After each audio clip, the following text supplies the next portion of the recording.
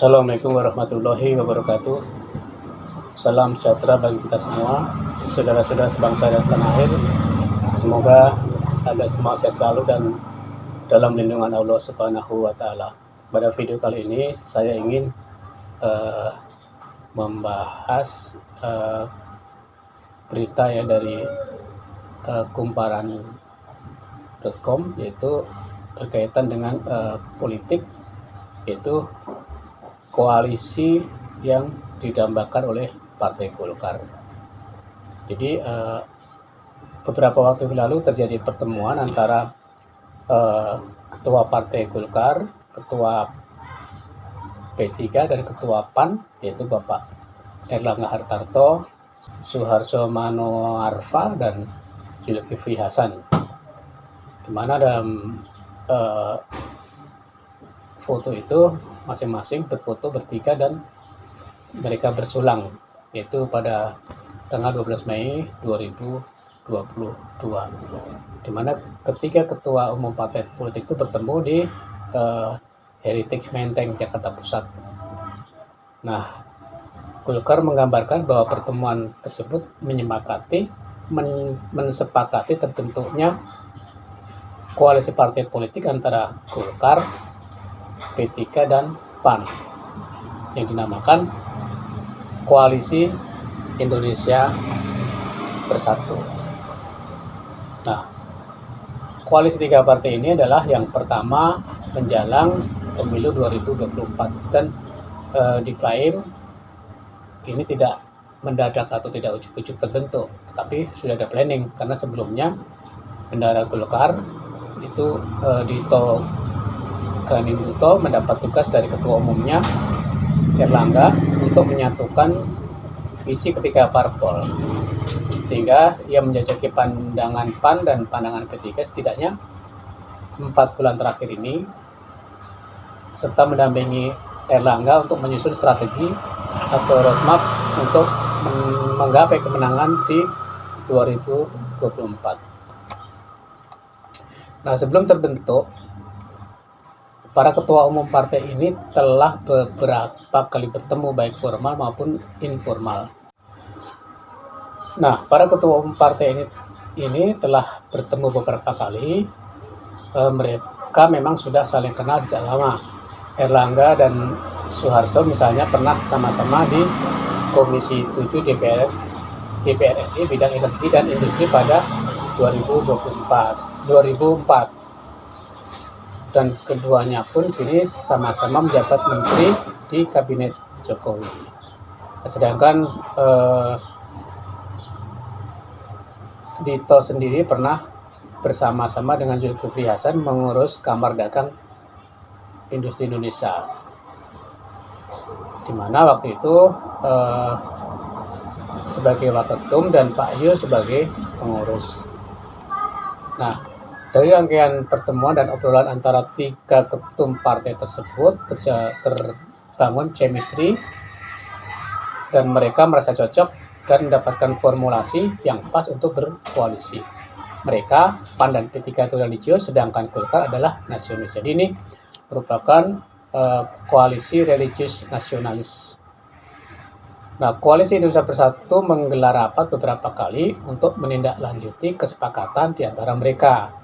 Ada roadmap-nya, ada kerja politik, strategi pemenangan, dan segala macam, tapi belum bisa dijabarkan. Nah, sebelum berkoalisi dengan PAN dan P3, sebetulnya Golkar juga pernah berkomunikasi dengan Nasdem dan PKB, tapi belum terbentuk kesamaan pandangan dalam ke depan. Dengan Nasdem juga sudah dijajaki, dengan PKB juga sudah dijajaki, tetapi belum ada kesepakatan sampai pada tanggal 12 Mei, yaitu tanggal dideklarasikan Koalisi Indonesia Bersatu. Nah, dengan terbentuknya Koalisi Indonesia Bersatu ini, Golkar menjadi cukup percaya diri karena gabungan Golkar, PAN dan P3 mengantongi suara 23,67%. dari pemilu legislatif dan menguasai 20% lebih kursi DPR.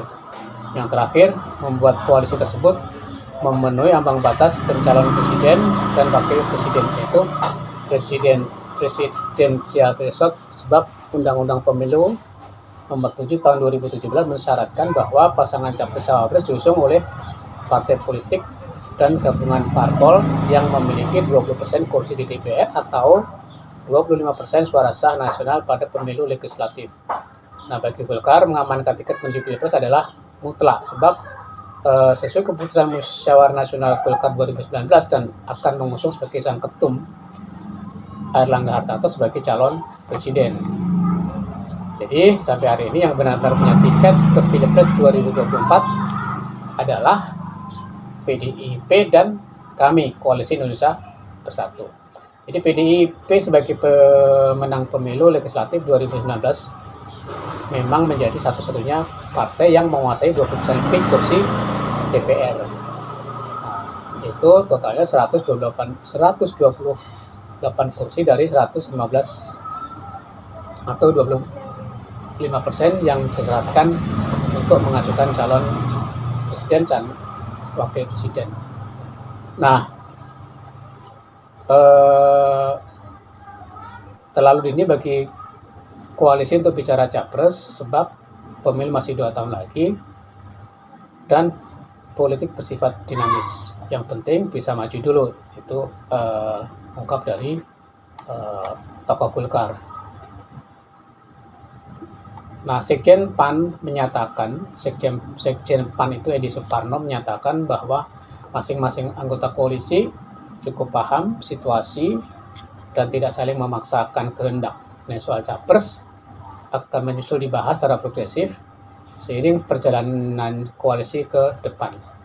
Jadi ketika para ketua umum bertemu, mereka sudah tahu posisi masing-masing bahwa Golkar memutuskan di Munasnya untuk memajukan Pak Airlangga sebagai calon presiden. Tetapi semua Golkar, PAN, dan P3 hadir dengan pikiran terbuka untuk membahas berbagai skenario dan opsi. Itu menurut Sekjen PAN. Jadi secara matematis berdasarkan sejumlah survei elektabilitas capres, belum semua kader Golkar mendukung Airlangga, karena sang Menko Perekonomian itu hampir tidak pernah masuk peringkat atas kandidat capres, dan elektabilitas Pak Airlangga itu tergolong rendah dalam rentang 0-5%. Padahal Golkar adalah partai di urutan ketiga pemenang pemilu dengan perolehan 12,15%. Ini artinya bahwa pemilih Golkar belum tentu mendukung Airlangga sebagai capres. Dan Airlangga pun harus putar otak untuk tetap bisa melaju ke Pilpres 2024. Nah, dalam konteks ini, menurut politisi Golkar, Andi Sinulingga, bahwa Koalisi Indonesia Bersatu adalah manuver Airlangga untuk mengamankan posisinya sebagai capres sesuai dengan keputusan Munas, dan jika tak begitu, ia dianggap sebagai ketua umum yang gagal karena tidak mampu menjalankan amanat partai. Nah, sesuai aturan main di internal Golkar bahwa seharusnya suatu kebijakan penting termasuk koalisi diambil melalui mekanisme di Dewan Pimpinan Pusat. Namun, ia tidak melihat adanya rumusan pembahasan dari DPP terkait hal ini. Nah, Koalisi Indonesia Bersatu ini saya kira hanya sebagai ya gimmick-gimmick politik saja. Ini dilakukan, koalisi ini akan terbentuk secara permanen karena tidak jelas yang dikoalisikan apa, baik ide maupun orang yang diusung sebagai capres. Ini salah satu ungkapan dari tokoh Golkar, yaitu Pak Andi Sinulingga. Nah, ketua DPP Golkar yang lainnya seperti David Fikano atau Dev Laksono membenarkan Koalisi Indonesia Bersatu ini belum memiliki kesepakatan tertulis. Semua masih dalam bentuk gentleman agreement, kesepakatan informal yang tidak mengikat secara hukum. Jadi masih kesepakatan bersama para ketum, masih butuh waktu yang saling menyambung. Sisi lain, PAN optimistis kerjasama saling menguntungkan dapat tercapai koalisi ini. Menurut Edi Suparno, dengan latar belakang berbeda-beda, 3 partai ini bisa saling mengisi. Nah, masalah siapa capresnya dan siapa cawapresnya nanti diusung koalisi itu juga didasarkan pada pemikiran untuk menang, supaya kami bisa merebut kekuasaan dan membawa perubahan. Ini disampaikan oleh Sekjen PAN Edi Suparno. Jadi dengan kata lain bahwa siapapun capres-cawapresnya, kemenangan akan menjadi tujuan utama dari koalisi Indonesia Bersatu ini. Dari PAN tidak menutup kemungkinan melirik capres dengan elektabilitas tertinggi seperti Prabowo Subianto, Ganjar Pranowo, Anies Baswedan, karena menurut PAN ketiga tokoh ini memiliki relasi yang baik. Berarti nantinya PAN akan mencermati capres-cawapres yang beredar, terutama paket yang ditawarkan untuk diusung koalisi Indonesia Bersatu, dan menghitung peluang kemenangan paket-paket tersebut. Nah, misalkan kandidat capres-cawapres koalisi Indonesia Bersatu, misalkan Golkar, PAN, dan P3 berkoalisi demi Pilpres 2024, meski belum menyepakati capres-cawapres, masing-masing partai menimbang sejumlah nama. Misalkan Golkar mengajukan Erlangga Hartarto dan Ridwan Kamil sebagai capres-cawapres. PAN sendiri mengajukan nama Prabowo Subianto, Ganjar Pranowo, dan Anies Baswedan. Nah, sementara P3 sendiri memasukkan nama Anies Baswedan, Ganjar Pranowo, Ridwan Kamil, Erick Thohir, dan Kofifa Indar Parawansa. Nah, Sekjen PAN Arsul Sani menyatakan bahwa capres yang diusung koalisi tertentu perlu memahami visi dan misi partai-partai anggotanya.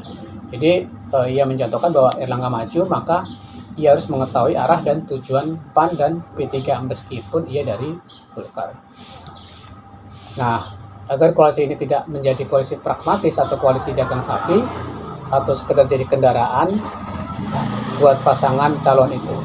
Nah, koalisi itu akan inklusif kepesertaannya, artinya terbuka kalau partai lain mau bergabung, baik yang di parlemen maupun non parlemen.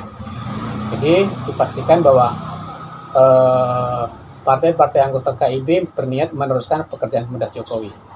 Sebagai ketiga partai saat ini memang sama-sama berada di pemerintahan.